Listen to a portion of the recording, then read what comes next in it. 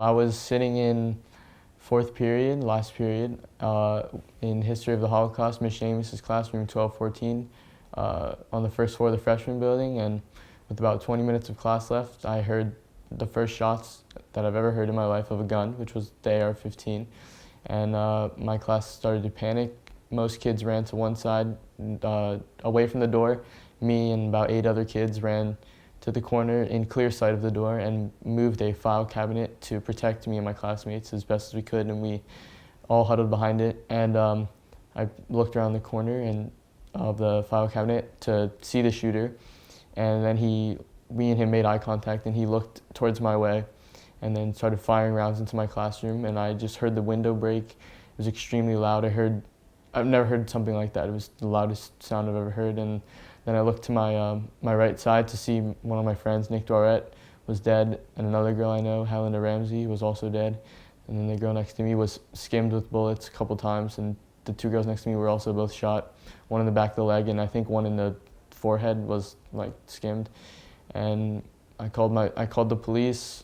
I texted both my parents, what easily could have been my last text to my parents. I told them I loved them both, and I sat there and pretty much just waited in complete fear for the police to come. And after about 12 minutes on the phone with the police, I heard cops in my hallway, and we screamed. They came towards my room, and I looked around the corner to make sure it was cops and not the shooter, and it was. And they finally came in.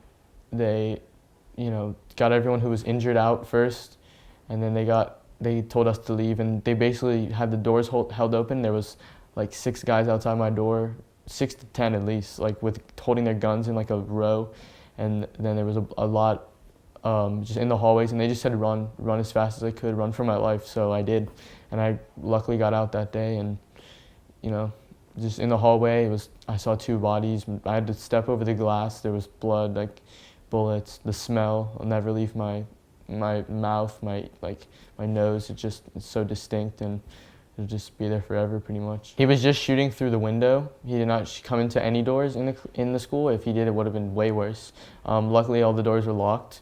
My door was locked, so he was just shooting through there's a window on every door, which is not bulletproof, clearly, and it's a tall, skinny window, and that's what he was shooting through, and he was just firing bullets through it. So I basically just saw his gun barrel kind of just firing rounds towards me and my classmates, and I just saw computers get hit, the wall, the window behind me get hit, and then my 2 classmates. I did know him. Not immediately, I didn't notice it was him, but when I heard that it was him, I was not surprised it was him, nor pretty much as anyone who did know him was surprised. I went to middle school with him, and we all knew him since then.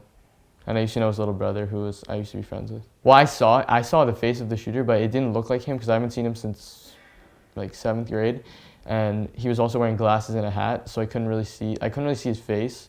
And I was really more paying attention to just the gun, and I was in such shock. I wasn't even like trying to identify who it was. I was just like realizing it was real, because a lot of people thought it was a drill.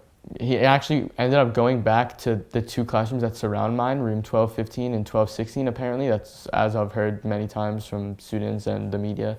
And apparently he didn't come back to mine, and if he could have, but we were still exposed pretty easily. He could have easily gotten many more in my classroom, because we hadn't moved. Like, we were still in the corner that was completely diagonal from the door, where is the only thing you could actually see through in that window. So I was in complete sight of the shooter, as were my friends.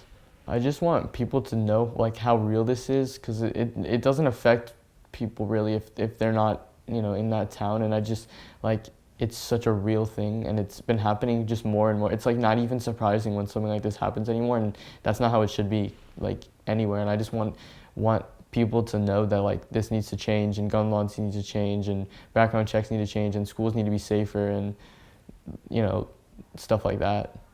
Pretty much, just never forget this. Like, this should have never happened, but it already did, and it should at least be the last one. And I hopefully think it will be. Everyone who wasn't really too affected with this they just go on with their daily lives. Like, they still go to work, they're still going to school, and they're doing everything. But me and my classmates it's still with us, and it's never going to leave us. And it's just like, it's a thing that I will have forever. I'll be telling my story forever.